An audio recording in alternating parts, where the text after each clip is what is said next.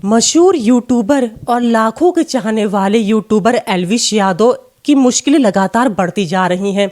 Noida police ने अब court में पेश करके उनकी धाराओं में संशोधन पेश किया है। पहले सेक्शन 20 लगाया गया था, अब 22 लगाया जाना है।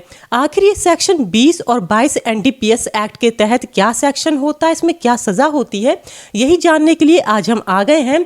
लखनऊ और देश के जाने माने विशेषज्ञ हमारे साथ हैं, लीगल विशेषज्ञ हैं दिलीप जी। उनसे जानते हैं कि आखिर ये जो सेक्शन है क्या है, एनडीपीएस एक्ट क्या होता है। सर आपका बहुत स्वागत है। थैंक यू अंजलि जी।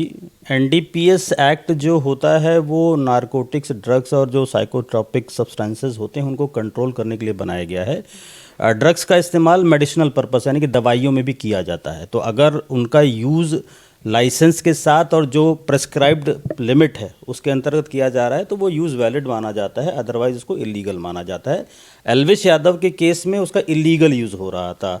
जो रेप पार्टी चल रही थी उसमें बिना लाइसेंस के और मात्रा से ज़्यादा यूज़ हो रहा था। और जो सेक्शन 20 और 22 का मैटर है, सेक्शन 20 ये कहता है कि अगर भांग, जो कैनविस प्लांट्स होते हैं, भांग के रिस्पेक्ट में अगर उसके प्रोविजंस का कॉन्ट्रावेंशन किया जाता है तो धारा 20 लगेगी।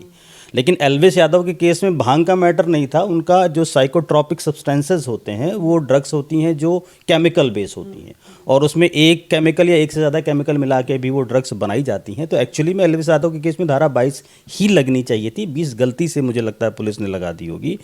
तो 22 इसीलिए होती है जो और उसमें जो सज़ा का प्रावधान है वो 20 साल तक है। वो डिपेंड करता है, 3 अलग अलग क्लॉज हैं, 1 साल से लेकर के 10 साल से लेकर के 20 साल तक की सज़ा और 2 लाख रुपए का फ़ाइन भी है। और कोर्ट को ये पावर है कि 2 लाख से बढ़ा के फ़ाइन और ज़्यादा भी कर सकती है, डिपेंडिंग की डेंसिटी ऑफ क्राइम कितना है। सर क्या इसमें जमानत मिलना मुश्किल हो जाती, नहीं मिल पाएगी? अब एनडीपीएस लगाया ही इसीलिए गया है कि उनको जल्दी जमानत ना मिले। और इसके पहले जो धाराएं लगाई गई थी एल्विश यादव के खिलाफ में वो आईपीसी की और वाइल्ड लाइफ एक्ट के अंतर्गत लगाई गई थी, जो जिनमें 10 साल से 7 साल से कम की सज़ा है। और जिन केसेस में 7 साल से कम की सज़ा होती है उसमें पुलिस को अरेस्ट करने की पावर नहीं होती है।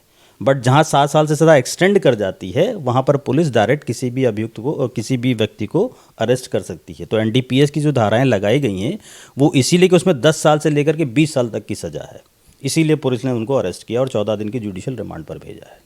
सर यानी कह सकते हैं कि एल्विश यादव की मुश्किलें पहले कम थी, अब ज़्यादा हो गई हैं? हाँ, नेचुरली अब ज़्यादा हो गई हैं। 20 साल की सज़ा का प्रावधान अगर किसी सेक्शन में है और वो सेक्शन प्रूव हो जाता है तो सज़ा भी लंबी होगी और जमानत मिलना मुश्किल होता चला जाएगा।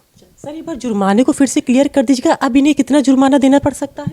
नहीं, 2 लाख रुपए तक का प्रावधान है और वो प्रावधान मतलब वो 2 लाख रुपए बढ़ाने की पावर कोर्ट के पास है कि कोर्ट चाहे तो 2 लाख से ज़्यादा का भी फाइन लगा सकती है। धन्यवाद सर हमें टाइम देने के लिए। तो दिलीप जी थे लीगल विशेषज्ञ जो बता रहे थे कि एल्विश यादव पे जो एक्ट पहले जो धारा लगी थी 20 और अब 22 लगाई गई है उसमें कितना अंतर है। और ख़ास तौर पर उन्होंने ये भी बताया कि 22 लगने के बाद मशहूर यूट्यूबर एल्विश यादव की मुश्किलें बढ़ने जा रही हैं कि 20 साल की सज़ा है। जी हाँ, 20 साल की टोटल सज़ा है इसमें सेक्शन 22 में और 2 लाख रुपए का जुर्माना है और कोर्ट चाहे तो इसको बढ़ा भी सकती। तब तक जुड़े मेरे साथ मैं लखनऊ से अंजलि सिंह राजपूत, लोकल 18।